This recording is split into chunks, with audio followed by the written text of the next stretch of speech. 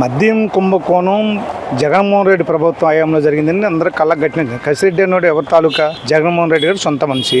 జగన్మోహన్ రెడ్డి గారు తయారు చేసిన మద్యం కంపెనీలు అయితే కంపెనీల్లో సీఈఓగా పనిచేసిన వ్యక్తి లాంటి వాడు. ఆ జగన్మోహన్ రెడ్డి కోసం అక్కడి నుంచి పర్సెంట్ తీసుకొచ్చి ఆయన జగన్మోహన్ రెడ్డి గారి ప్యాలెస్ పంపించినాడు. నిజంగా జగన్మోహన్ రెడ్డి గారి హయాంలో జరిగిందని ఈ ప్రభుత్వం వచ్చిన రోజులు ఈ ప్రభుత్వంలో మద్య కుంభకోణం జరిగింది ఎలా చెప్తాడు? లేదు అంత ముందు జరిగింది అనుకున్నాం. నువ్వు వచ్చి 5 సంవత్సరాలు గుడ్డుగురంగా పొల్లుదామా?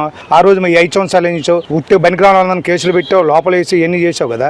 మరి అప్పుడు ఈ మధ్య కుంభకోణం నీకెందుకు గుర్తాడు? ఆ ప్రభుత్వం జరిగినప్పుడు అంటే దొంగ అంటే నువ్వే దొంగ అని చెప్తా ఉన్నాడు జగన్మోహన్ రెడ్డి. ఖచ్చితంగా వాస్తవాలను ఆలోచిస్తే, సామాన్యంగా ఆలోచిస్తే ఇప్పుడు అర్థమవుతుంది. నీ అయ్యాంలో జరిగిన కుంభకోణాన్ని తీసుకొచ్చి ఇంకో గంట క్రితం జగన్మోహన్ రెడ్డి పెద్ద దొంగ, మద్యం కుంభకోణం కదా అంతే. తను ఏది చెప్పినా ఉల్టాగా ఉంటుంది. అందుకని ఈరోజు జగన్మోహన్ రెడ్డి మద్యం దొంగ, జగన్మోహన్ రెడ్డితో సహాయం చేసిన మద్యం దొంగలు జే ట్యాక్స్లు పెట్టి ఈ రాష్ట్రాన్ని, ఈ జనాన్ని దోషినోడు ఎవడో అంటే జగన్మోహన్ రెడ్డి. ఈ రాష్ట్ర బహిష్కరణ జగన్మోహన్ రెడ్డిని చేయాలి. అసలు మద్యం కుంభకోణంలో వచ్చిన డబ్బులన్నీ జగన్మోహన్ రెడ్డి విల్లాలోనే ఉన్నాయి, ప్యాలెస్ లో ఉన్నాయి. అసలు ఆస్తికి ఇప్పుడు చెప్తున్నాను, జగన్మోహన్ రెడ్డి ప్యాలెస్ లో అండర్ గ్రౌండ్ ఉందంట. అండర్ గ్రౌండ్ లో దాచేయడం అసలు